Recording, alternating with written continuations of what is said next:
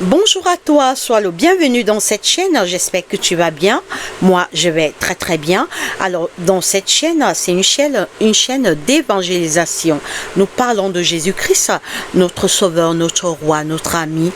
Et c'est un honneur et un privilège de parler de Jésus-Christ, notre Sauveur et notre Roi. Jésus qui n'a pas eu honte de mourir pour toi et pour moi. Jésus a donné sa vie pour nous sauver. Comment moi, humain, j'aurais honte de parler de lui? C'est pour moi un honneur et un privilège, un si grand honneur de parler du roi des rois. Alors c'est une chaîne, comme je disais tantôt, d'évangélisation. Nous parlons de la parole de Dieu dans le monde entier à travers cette chaîne. Alors, j'ai deux chaînes, l'équipe a deux chaînes, venez, les signes de sa venue et Arc-en-Ciel Rachou. Alors, j'ai d'autres chaînes également, mais là-bas, c'est mes chaînes business et je parle des faits d'actualité. Alors, nous avons également les groupes WhatsApp et Telegram. Si vous vous joignez à nous, vous serez les bienvenus. Alors nous allons faire une étude aujourd'hui, la création de l'homme. La création de l'homme. Oui, mais d'où vient l'homme? L'homme marche sur la terre. L'homme naît, il grandit, il vieillit, après il retourne dans la terre. Mais qui a créé l'homme?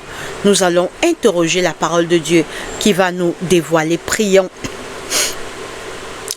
Seigneur Dieu, notre Père, notre Roi, merci beaucoup pour tous tes bienfaits. Pardonne nos péchés, nos erreurs, nos fautes et tous nos manquements commis contre toi. Alors que nous allons ouvrir ta parole, inspire-nous, parle-nous, attire nos cœurs vers toi, soutiens notre foi, pardonne nos péchés. Nous t'avons ainsi prié au nom de Jésus-Christ, notre Roi. Amen.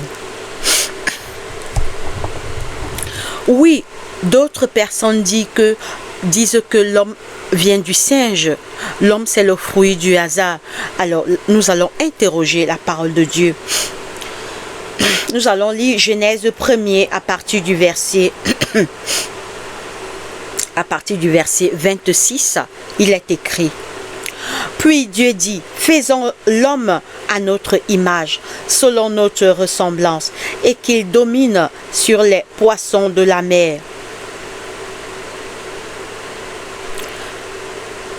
selon notre ressemblance, et qu'il domine sur les poissons de la mer, sur les oiseaux du ciel, sur le bétail, sur toute la terre, et sur tous les reptiles qui rampent sur la terre.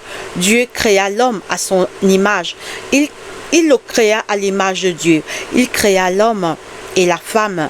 Dieu les bénit et Dieu leur dit: soyez féconds, multipliez et remplissez la terre et l'assujettissez et dominez sur les poissons de la mer, sur les oiseaux du ciel et sur tout animal qui se meurt sur la terre.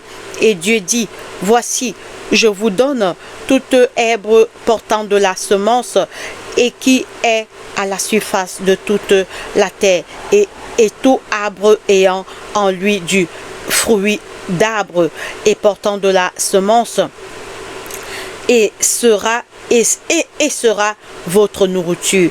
Et à tout animal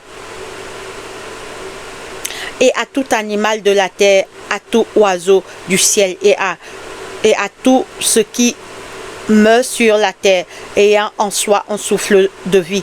Je donne toute herbe verte pour nourriture, et cela fut ainsi. Dieu fit tout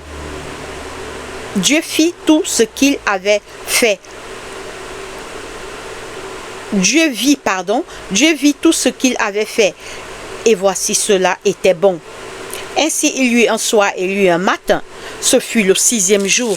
Donc après que Dieu... Alors je viens de faire une vidéo sur la création du monde. Vous pouvez le voir, c'est juste avant celle-ci, la création du monde. Maintenant nous voyons comment Dieu a créé l'homme. Comment Dieu a créé l'homme et la femme. Ainsi furent achevés les cieux et la terre et toute leur armée. Dieu acheva au 7e jour son œuvre qu'il avait faite et il se reposa le 7e jour. Le 7e jour de toute son œuvre qu'il avait faite. Dieu bénit le 7e jour et il le sanctifia, parce qu'en ce jour, il se reposa de toute son œuvre qu'il avait créée. Maintenant, nous lisons Genèse 2, 7. L'Éternel Dieu forma l'homme de la poussière de la terre. Il souffla dans ses narines un souffle de vie, et l'homme devint un être vivant.